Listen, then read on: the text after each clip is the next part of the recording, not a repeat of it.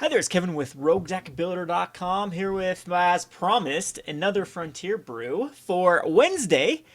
This is going to be upgrading the deck from currently being played right now with the Black Red Madness. Sometimes these decks do run Prize Amalgam, sometimes they don't. Sometimes they go big with cards like Voldalin Pariah and the Elder Deep Fiend, and sometimes they're just quick with the Fiery Tempers and then cards like the Incendiary Flow. So this version of this deck is going to be a quick version. In fact, I'm not only going to run Fiery Temper, but I'm also going to run Alms of the Vein. So we're going to run 4 of each of these. Now, I thought about putting even Stoke the Flames in here because you can end up easily casting it for just 2 red for 4 damage, and it's a great thing to flashback with Jace. But there just really wasn't a lot of room for what I want to do in testing. I'm thinking this, of course, wouldn't be the finalized version. I'm going to see what cards work, what cards don't work, and then go from there. So I'm running a full package of Collective Brutality especially, which I don't think will make the final cut, and probably want to go up more in Haunted Deads. As Haunted Dead's another way to get the Prized Amalgam back, and it gets you a zombie for the Crypt Breaker. So the cool thing with Crypt Breaker is you can actually discard Haunted Dead with Crypt Breaker, creating a zombie, and then the next turn you can discard 2 cards to return Haunted Dead back to the battlefield. You have the 3 zombies as soon as it untaps to then utilize to draw a card. So this deck does have a lot of go the distance type cards to draw a ton of cards to really go through your deck to find what you need. And the combination I really want to do for this particular deck is going to be the Insolent Neonaut, or Neonate. I'll say it correctly for all you grammar Nazis out there, or what do they call it? Pronunciation Nazis out there. So anyway, Insolent Neonate with Liliana equals a way to get back the Prized Amalgam. So for example, you first turn Neonate, and then second turn Jace, for example, throw some Prized Amalgams in the bin, and then third turn Liliana, then you can sacrifice the Neonate, and that will flip the Liliana, and then you'll get a Planeswalker on 5 loyalty if you make each player discard a card. If not, you can then just negative Liliana to bring back the Neonate, which then triggers off the Prized Amalgam. So, probably the best scenario to go first turn Insolent Neonate into Smuggler's Copter, and then attack with Smuggler's Copter on turn 2, discarding a Prized Amalgam, and then turn 3, cast a Liliana, and then flip the Liliana, and then the zombie can either crew the Smuggler's Copter, or the getting back the Insolent Neonate can actually crew the Smuggler's Copter, and then you get like a Prized Amalgam. You're sitting with a ton of power on board with a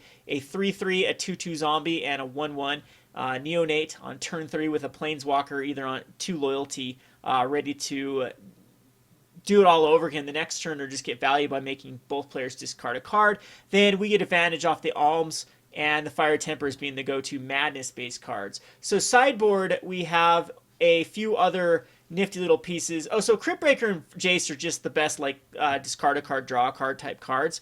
Crypt Breaker takes a while to get there, but you can get a 2/2 zombie out of the mix. So first turn Crypt Breaker into a second turn. I think it actually third turn by the time. Which works perfectly because second turn you're going to be playing a Jace or a Smuggler's Copter or even like a Tormenting Voice. So then third turn with Crypt Breaker, it works with both Alms and Fiery Temper to do 3 damage. And so, again, I don't think we have to worry too much about doing anything like going to the face. So Fiery Temper will be used for removal sometimes, but most of the time it will just be used to do 3 of the face. So Alms is just as good in that case. In fact, it's better because you gain life. So let's go back onto the sideboard. Sideboard, of course, you can go Treasure Cruiser, Dig Through Time. I haven't put those specifically in brews just because I want to push for a pre-ban. I want to push that we just get rid of those cards. They've been a problem in every format, so who's to say they're not going to be a problem in Frontier? We need to start that discussion. Otherwise, it's just become another Modern. The wild, wild west of Modern is what I like to call it, where everything's legal to do whatever you want.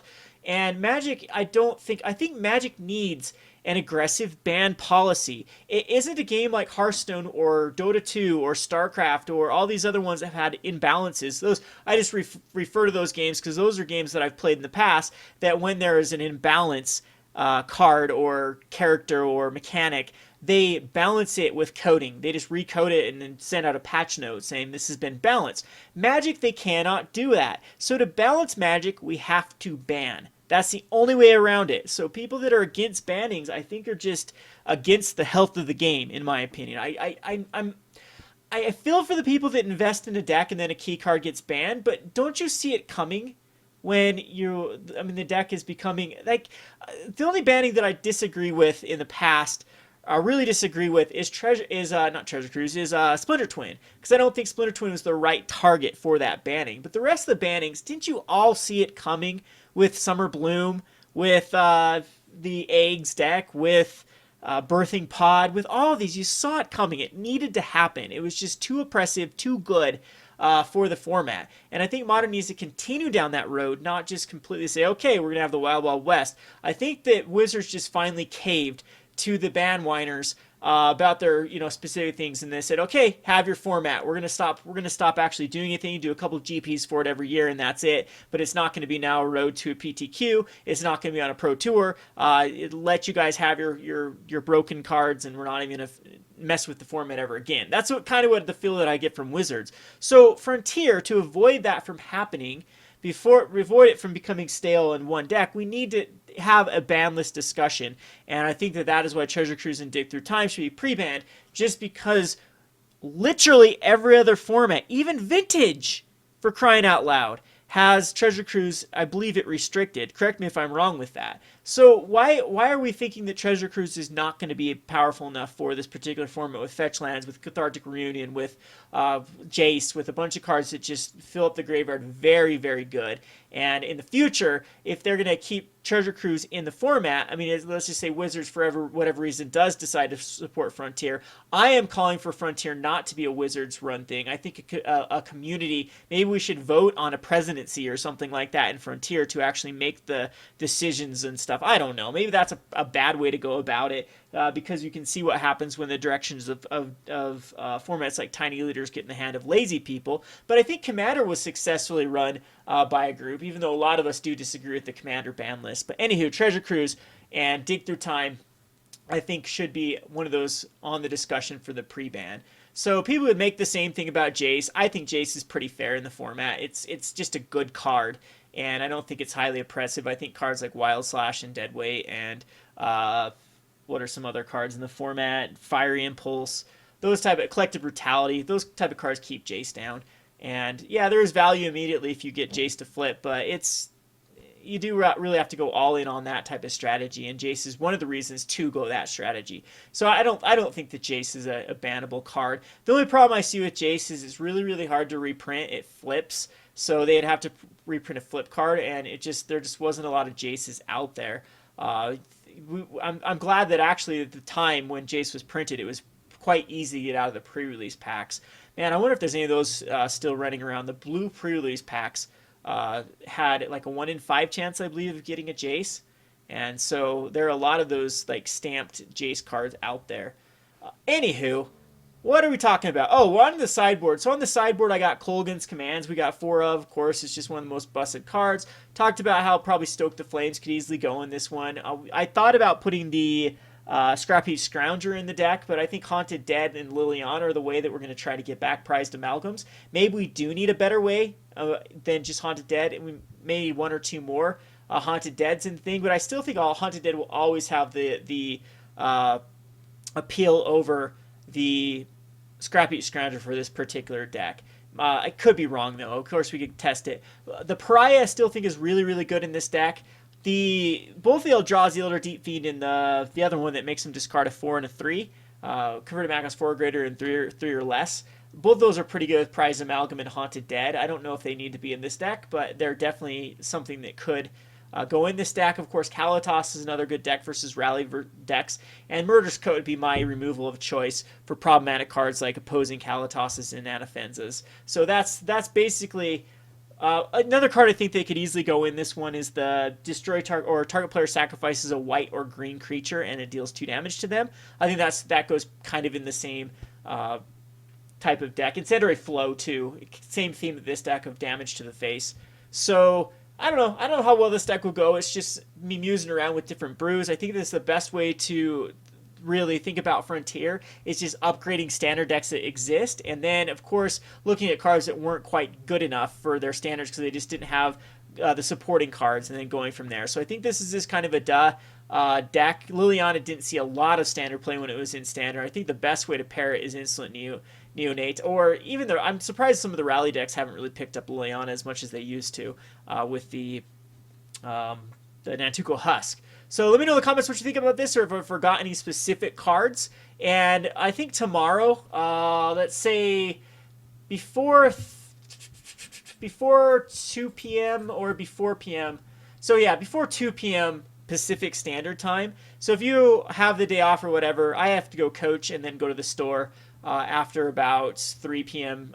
Pacific Standard Time. So I don't think I'll be able to do this. I want to get some testing in. And if some people can help me with a deck, a video series for Gathering Magic, I got the green light to do Frontier for next week's either Playing on a Budget or the Rogue's Alley. So I'd like to do that. So if you have some Frontier decks and would like to play against me for a video series, just help me out.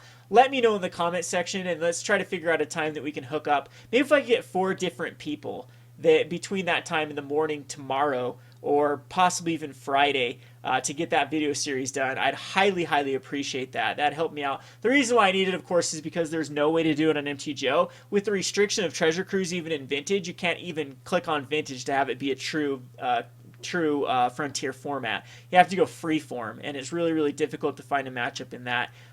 Even with I put in the comment sections Frontier before, and then I get a bunch of people that have no idea, or just don't read the comments, and they just try to play their Legacy or Vintage deck.